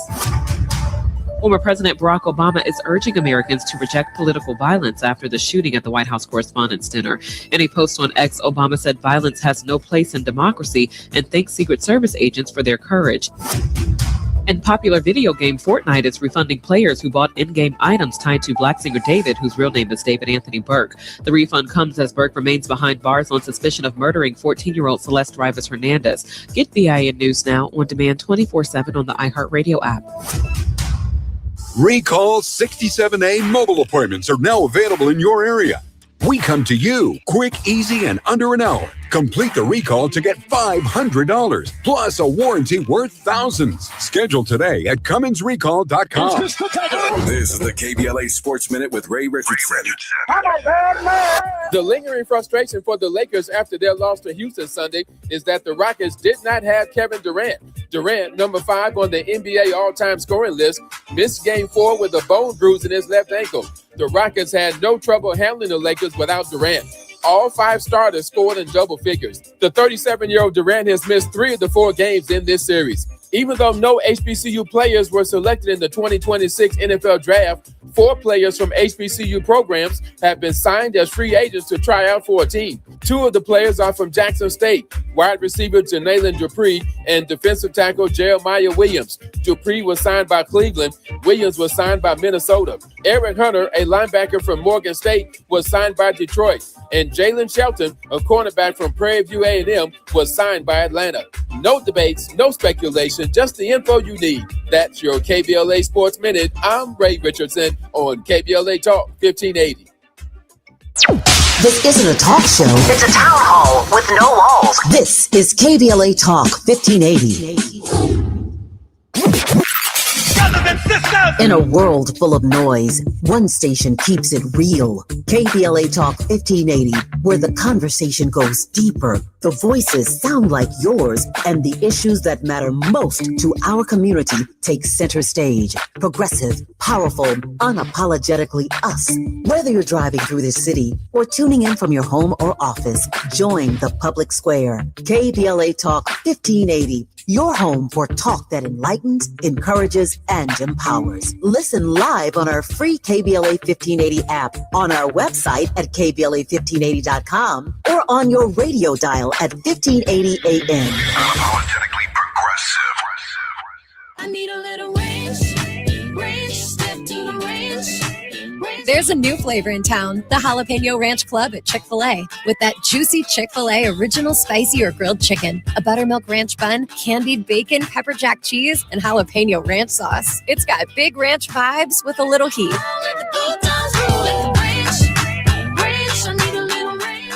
Chick-fil-A's new Jalapeno Ranch Club, available for a limited time only. Order ahead on the Chick-fil-A app.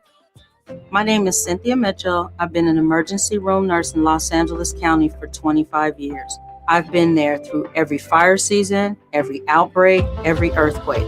Every time Los Angeles needed us, the doctors and nurses of Los Angeles County showed up. And right now, I'm seeing another disaster coming. Trump's cuts to Los Angeles County's healthcare system are a public health crisis in the making. Medi-Cal, public hospitals, disaster preparedness are all at risk, but we can stop it.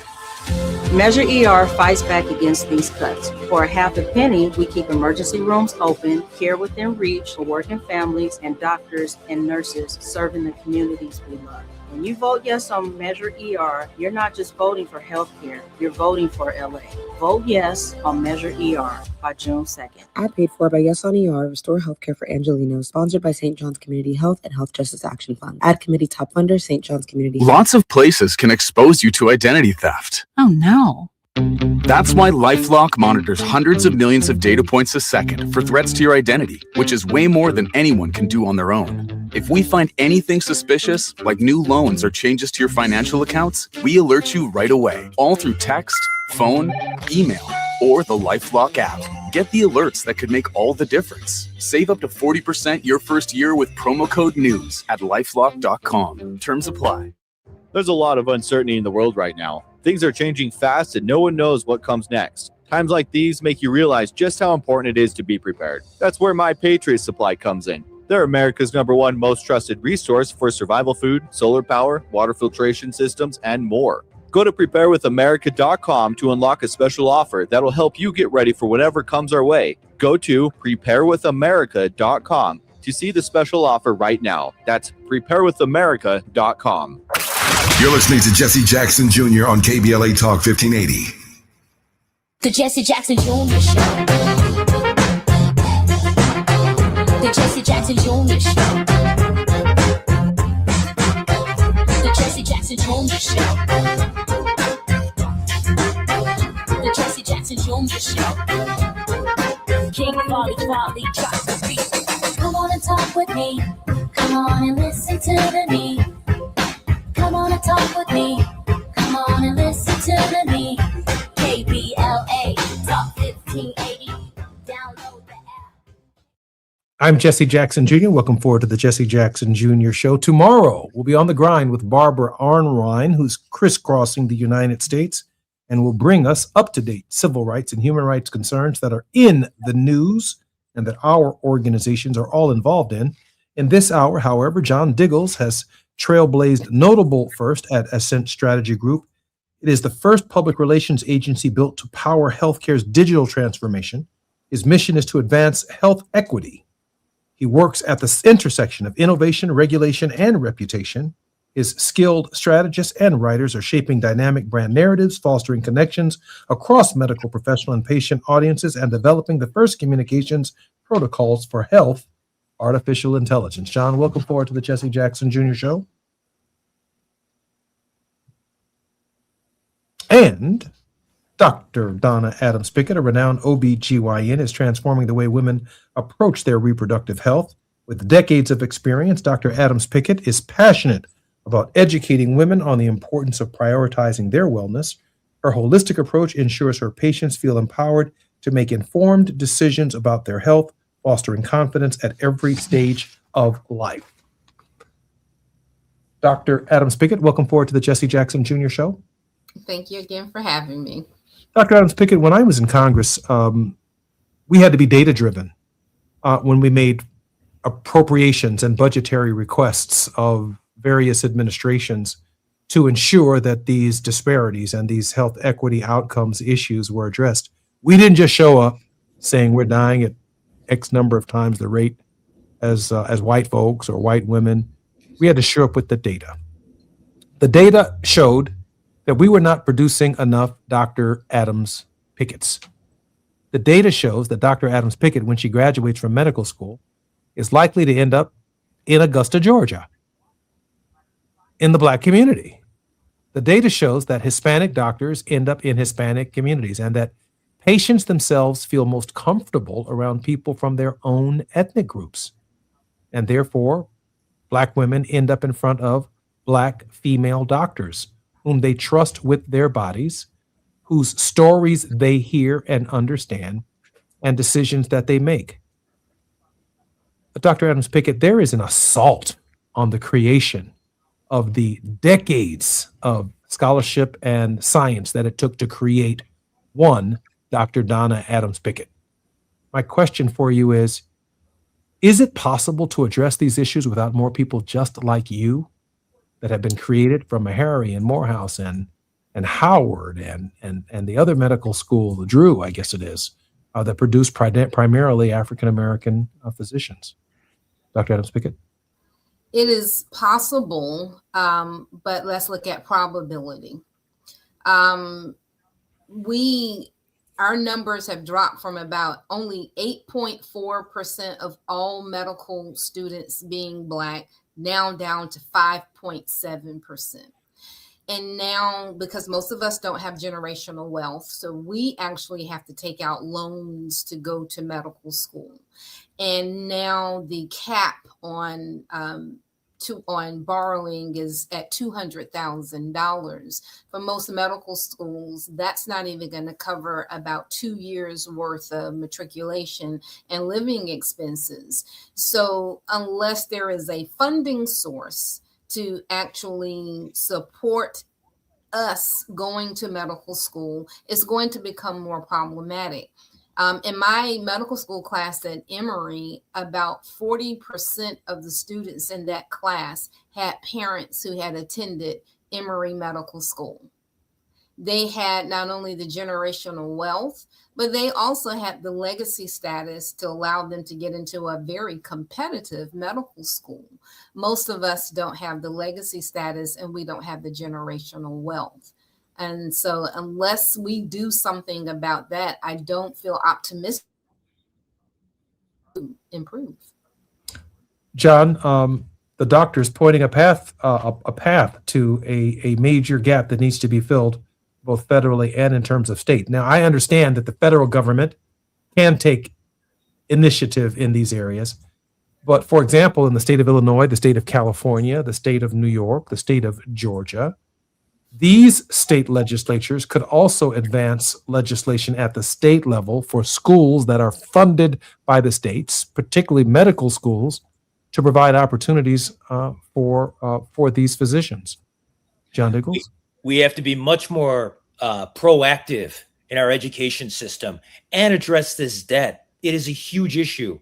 There are so many doctors, medical professionals leaving the profession, doctors, nurses, specialists, and there are not enough medical students to replace those positions. There's 100 million Americans right now that do not have access to a primary care doctor. And so those are things that come into when you see crisis levels like maternal care, you could trace them back to these broader issues of shortages. And I'll tell you something else that we need to talk about a lot more.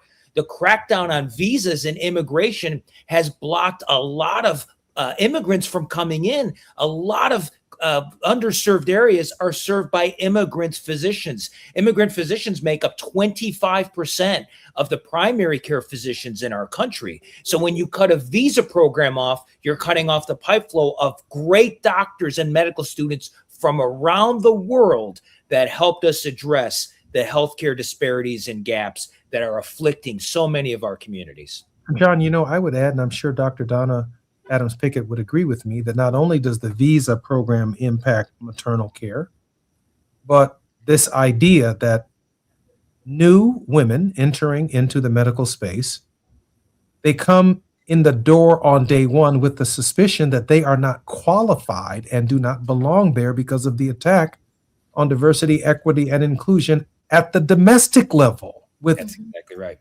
medical schools themselves holding a standard that essentially discriminates against them on the basis of the fact that they are obviously superior just to be equal. Dr. Donna Adams Pickett didn't just show up at medical school. She had to be superior to all of the men in order to get the slot in the medical school that she was afforded. Dr. Adams Pickett, your thoughts on on how you're being treated in this environment. I'm so glad that you brought that up, Jesse, because it extends itself when we're in the hospitals attempting to advocate for our patients. When we are, saying we need our patient to be taken to the OR sooner, we are questioned.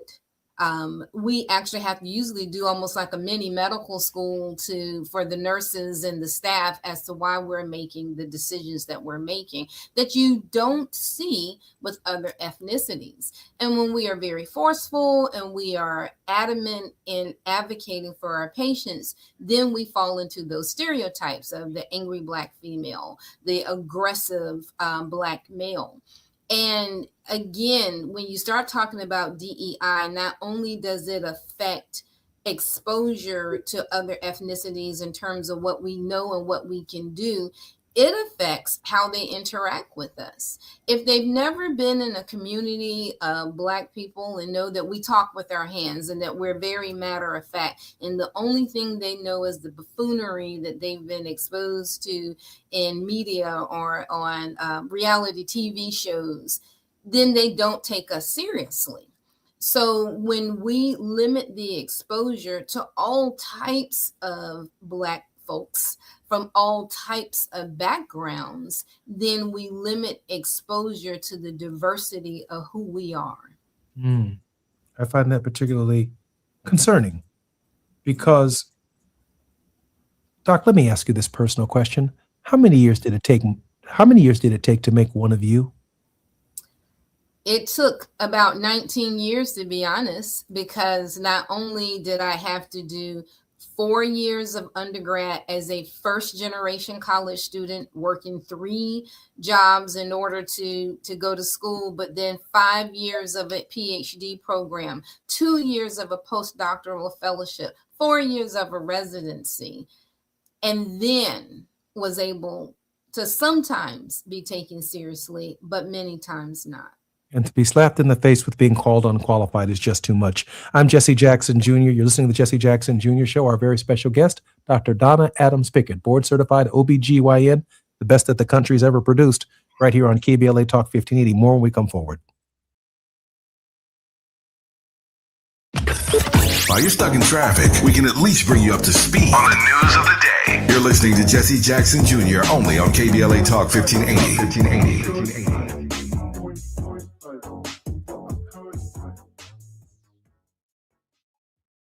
Hi, I'm Fred Martin, founder of Compton Kids Club. I just want to talk about the authenticity and tell y'all about my homeboy, Tom Steyer. Tom is a rock star. When I met him, Tom gave a grant to schools in San Francisco. All the kids were on probation. We were flying instructors for 2 years to come and help those kids doing performing arts and turning their life around. Some of the kids that he supported, they've graduated from UCLA. Let's fast forward. Tom is in schools in Compton, hanging out with the kids in the piano classes. Brother Tom Steyer hangs out in the studio with us. These are the seeds that he's planted. This has nothing to do with elections. What's coming out of his mouth is not a campaign speech. It's authentic. And when he say he walks away from a business because he want to do his values, he ain't making that up because he's running for governor. This man is real. Ad paid for by Steyer for Governor 2026. You better work. She's rooted in culture and rising in power. Los Angeles City Council member Karen D. Price Jr. invites you to the District 9 Women's Leadership Summit, a powerful gathering celebrating the women who shape our communities. Join us Sunday, May 3rd from 1 to 6 p.m. Registration is open now, but space is limited. District 9 residents receive special priority. This event is free. Call 323-846-2651 to reserve your spot. That's 323-846-2651. Be rooted, be powerful, be there. Getting around LA doesn't have to cost a lot. Metro has fares that fit every budget. 20 free rides for qualified riders through the Life Fare program. Free passes for students with GoPass and affordable options for everyone in between. Wherever you're going, Metro's got you covered. Visit metro.net/fare programs. Introducing Home Care Plus, a new subscription service from Lowe's that helps make life easier by giving members a hand with home maintenance. Let Lowe's tackle the tasks you keep meaning to do, like electric dryer vent cleaning, replacing hard-to-reach light bulbs, and more. Subscribe to Home Care Plus for just $99 a year and consider your to-do list done. Members get more at Lowe's. Available in select zip codes only. Cancel anytime. Non-refundable fee. Product purchase required. Terms and service restrictions apply. Details at lowes.com/terms. Subject to change. What is it, boy? Someone need help? Someone in trouble? Oh, okay. So you just want me to get Progressive Auto Insurance because their collision coverage covers up to $1,000 in vet bills if you're injured in an accident? That's it? Okay, calm down. Let's not resort to name calling. Progressive's collision coverage helps pay for care for your pet when they're in the car during an accident. No, you're right. Sorry, I shouldn't have said calm down. Progressive Casualty Insurance Company and affiliates. Coverage included with purchase of collision coverage and subject to policy terms. Hey there, Los Angeles. This is James Lucky Jr., publisher and editor of Los Angeles News Observer. Are you hungry for news that matters to you in the African-American communities of Los Angeles? Well, buckle up, because we got the scoop you've been craving. Stay in the know and never miss a beat with our free weekly publications conveniently available near you. Or hop on the digital wave and become an exclusive subscriber at OGNSC.com. Don't forget to join the party on Instagram and Twitter at OGNSCINC for behind-the-scenes access and sizzling updates. No more FOMO. Let's stay informed, connected, and empowered together. KBLA Talk 1580. We've got a lot to talk about. KBLA Talk 1580, connecting you with services and solutions. The midterm elections are upon us. It is voting season once again. Common Cause's motto is fighting for the democracy we deserve. In service of that goal, Common Cause puts its state and national policy expertise, massive network of grassroots supporters, and nonpartisan approach into action to strengthen our democracy against the challenges we face today. They work at every level of government on priorities that impact each of our lives, like defending the right to vote, limiting big money's influence on our elections, holding public officials accountable, and more. Common Cause is a nonpartisan grassroots organization dedicated to upholding the core values of American democracy. They seek to empower all people to make their voices heard in the political process. This election may be the most important one ever. If you'd like to make a donation or volunteer in service to the Constitution, please visit commoncause.org. That's commoncause.org. This is a community call to action from KBLA Talk 1580.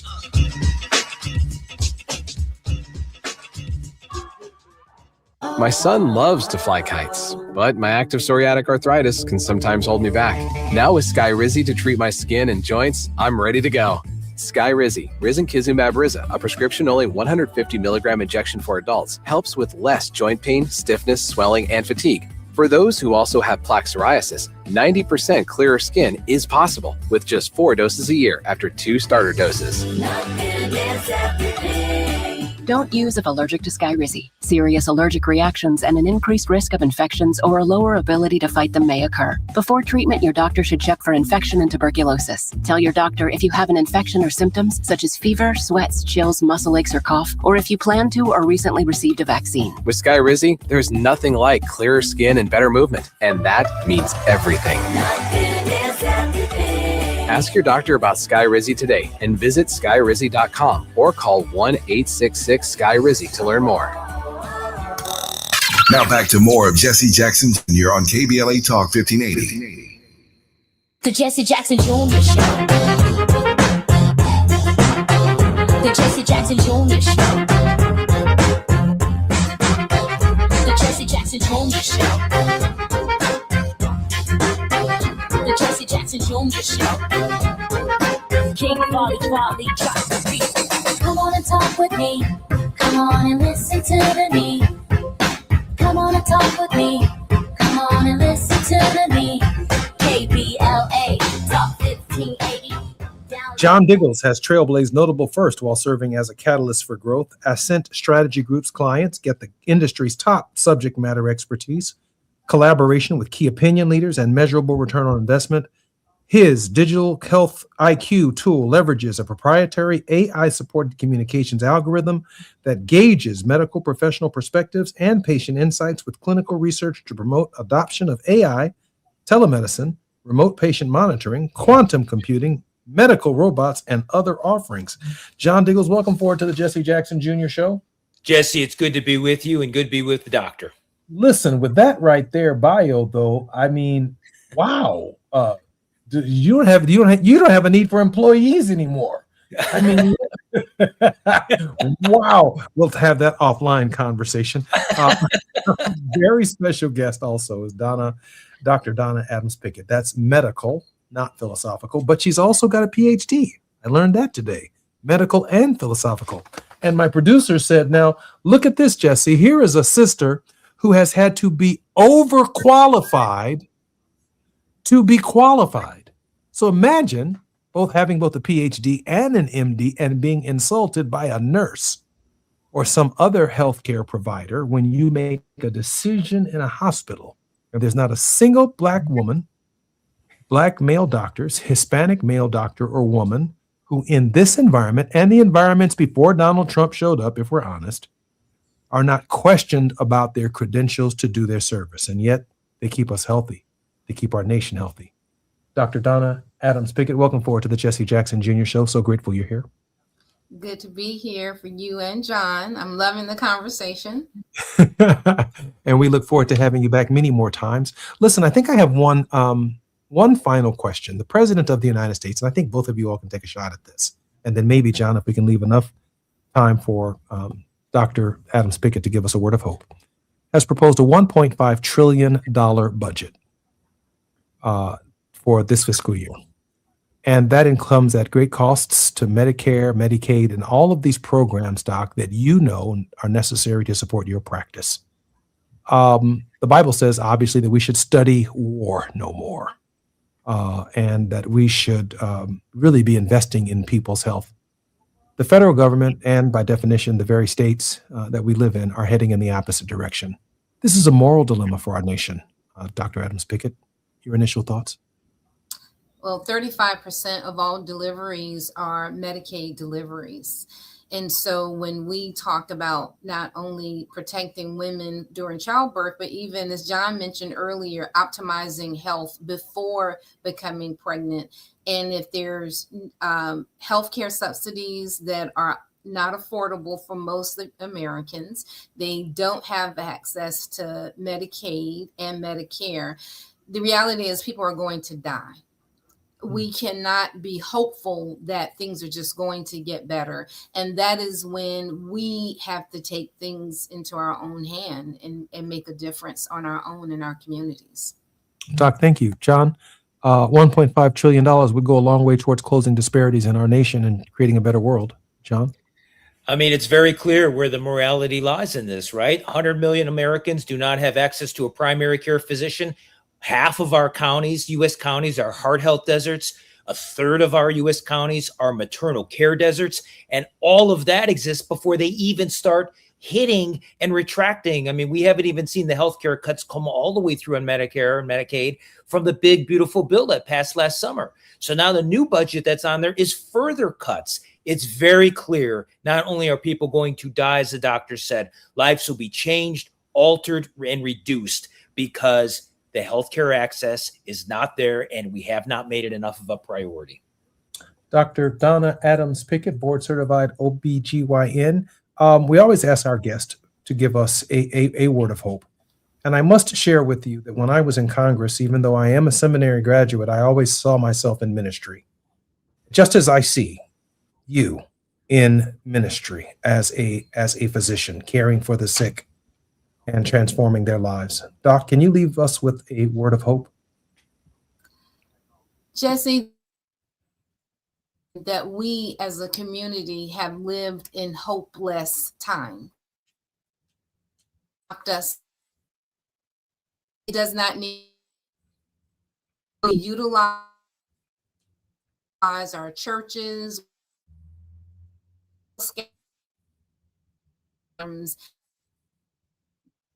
Doc, I think we're having a little bit of an intermittent signal, but definitely I'm going to have you back. John, a minute and a half. Can you give me a word of hope? Yeah, I like where the doctor was going with this. We have to look at our communities here, right? We cannot wait for it to be done with us and for us, right? The we must have these conversations. I give you a lot of credit for giving Moving Mountain Mondays, because that's what it's going to take. We have to move mountains on this conversation. We have to get more people to care. We have to get more men engaged in this conversation. We have to get women overall engaged in this conversation. And it has to be a higher healthcare conversation for care well before you conceive and well before after delivery. It really has to be about a revolutionary approach to the healthcare system. It's why the doctor went through 19 years of education to get where she is. It's why I started my company. There are people who see the change that needs to happen. Thank you, Jesse, for bringing us together to talk about it. I'm particularly honored, but I can tell you right now, the passion of Dr. Donna Adams Pickett is the kind of passion. I hate to take her out of the medical profession, but she's the kind of passion that you need on the floor of the Congress, the kind of passion that you need to educate members of state legislatures around the country. If you decide to do that, give me a call. I hate to take people out of the medical profession, but if she can direct us to more resources and help sensitize the insensitizable to the idea that care is necessary, we would be all the better off. Dr. Donna Adams Pickett, thank you for being our guest, and thank you, John. I'm Jesse Jackson Jr., listening to the Jesse Jackson Jr. Show tomorrow, Tenacious Tuesdays with Barbara Arnwine. I'm Jesse Jackson Jr. More when we come forward on KBLA Talk 1580. KBLA 1580 Santa Monica.